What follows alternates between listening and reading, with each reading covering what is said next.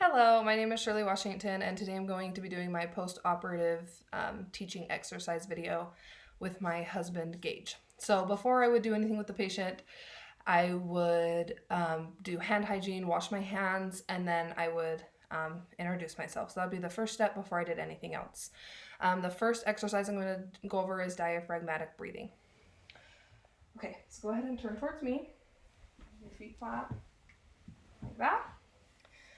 And so diaphragmatic breathing is going to encourage better oxygen exchange. So you'll want to do this 5 to 10 minutes, 3 to 4 times a day. Okay. So the first thing you're going to do is go ahead and put your hands on your stomach. And you're going to want to take a good full deep breath and really feel this part of your stomach expand. Go ahead and do that again. Just like that. Okay. Simple enough. The next thing we're going to go over is the incentive spirometer. Have you ever used one of these before? No. Okay, so this is going to just help with lung expansion. You're going to want to do this every 1 to 2 hours, and this is something you would do after surgery, which in your case you are, or if you had any lung illnesses such as pneumonia, this would be another good thing you can do. So for your age and height, you're at 3,000 milliliters.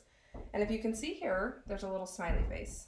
Oh, yeah, okay. Okay, so when you exhale, nothing's going to happen. When you inhale, you want to hold your inhalation, try to keep the ball at the smiley face until you get to this blue mark here, which is where you would, this is how you would have the incentive spirometer set. So you want to go ahead and give that a try? Yeah, sure. Okay.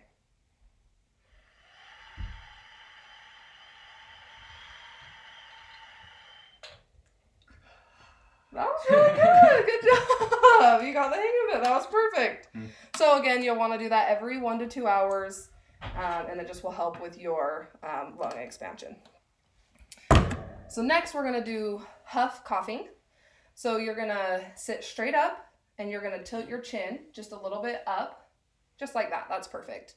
You're going to take a slow, deep breath and fill your lungs about 3/4 of the way full. And then after you've done that, you'll hold your breath for 3 seconds. And then you're going to exhale forcefully, so really hard. And it's going to help to remove the mucus from your airway. So you tilt your chin up, take a slow, deep breath. And then as you exhale, it's almost like a cough. You don't have any mucus in your lungs, so you're not going to have anything to get rid of.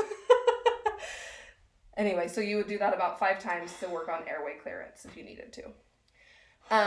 Controlled coughing, that's going to, again, help clear your lungs if needed. So for controlled coughing, you'd want to keep both your feet flat on the floor, but our bed's a little high, so that's not going to work. So we'll pretend those are flat on the floor. You'll go ahead and lean forward a little bit. Perfect. And then you're going to breathe in slowly, but keep your arms folded across your belly. Perfect. And then as you exhale, you're going to lean forward and cough 2 to 3 times. And then lean forward and cough. Good job. Simple enough. Next, I'm going to demonstrate how to turn a patient in bed. So I'm going to go ahead and flatten the bed down really quick. Which one is it to go down? Just this one? Yep. Okay.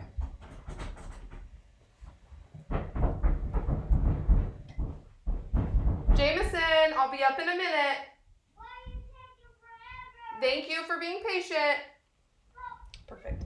Okay, so you're just going to go ahead and lay flat. And typically, if I was turning a patient, I would have a draw sheet or something underneath. I don't have one of those on my bed. But to turn a patient or log roll a patient, I would pull them snug to me, and then I would just help roll. As such. So yeah, that is how I would roll a patient. If it was a 2 assist, I'd obviously use help. You can go ahead and come back. Perfect. Oh, it's going dark. Okay, so when you're rolling a patient, you need to make sure that you're changing their position frequently to make sure that they're not getting bed sores. That's the main reason for repositioning and to keep that circulation good. If they're in one position for one time, I mean, I don't think any of us like to be in one position for one time, but mostly the circulation and making sure they're having maintaining that good tissue integrity and avoiding pressure wounds would be the main reason for repositioning a patient.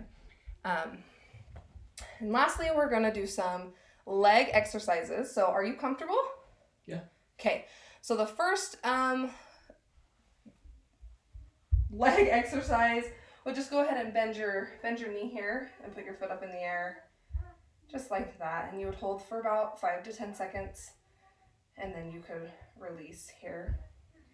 Another one that you would want to do would be to go ahead and point your toes towards the ground. Just your toes if you can. And then go ahead and like flex them back towards yourself. Perfect. And then same with your whole foot, your whole ankle. You'd come down and then pull it towards yourself. And then ankle circles. Perfect. And you would want to do these range of motion type exercises again to avoid things such as blood clots and just to improve that circulation, especially after surgery. So that is my post-operative teaching exercise video, and yeah, thank you.